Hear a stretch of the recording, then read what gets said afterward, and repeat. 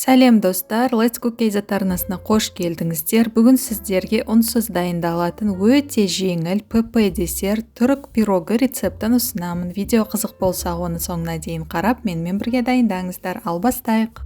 Бұл пирог үшін бізге 4 жұмыртқа қажет. Ең алдымен жұмыртқаның ақ уызы мен сары уызын ажыратып алуымыз керек. Ақ уыз салған ыдысқа 1-1 тамшы сары уыз түспеуі шарт. Одан кейін ақ уызына шым-шым тұз қосып, миксердің жай жылдамдығында аппақ үлпілдек масса болғанға дейін араластырамыз. Ақ уыз жақсы көтерілу үшін бірнеше шарттары бар. Біріншісін жаңа айтып кеттім. Екіншісі, ыдыс пен миксер тап-таза және құрғақ болуы керек, және жұмыртқа тоңазытқыштан шыққан болуы шарт. Мінекей осы ережелерді сақтансаңыз, ақ уыз тез көтеріліп, устойчивый, яғни ыдысты осылай төңкерген кезде құламайтын болады. Енді сары уызына 100 грамм қант пен 1 грамм ванилин қосып, ол ағарып үлпілдек болғанға дейін араластыруды жалғастырамыз.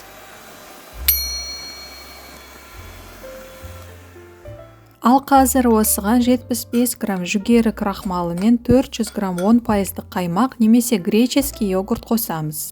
Мен осындай президент қаймағын қолдандым. Және қаласаңыздар, жарты лимон цедрасымен кішкене ғана шырыннан сығып, силикон лопаткасымен 1 келкі масса болғанға дейін араластырамыз. Және соңында ақ уызды 2-ге немесе 3-ге бөліп қосып, мінекей осылайша астынан үстіне қарай көтеріп араластырамыз.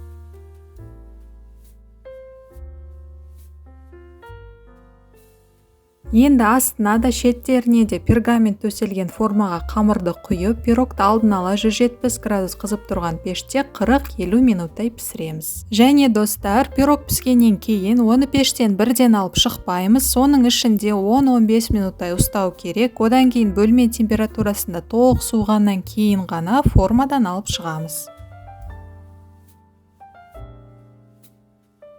Және қалауларыңызша қант ұнтағын себеміз. Осымен пирог дайын достар, қазір оны кесіп сіздерге көрсетемін.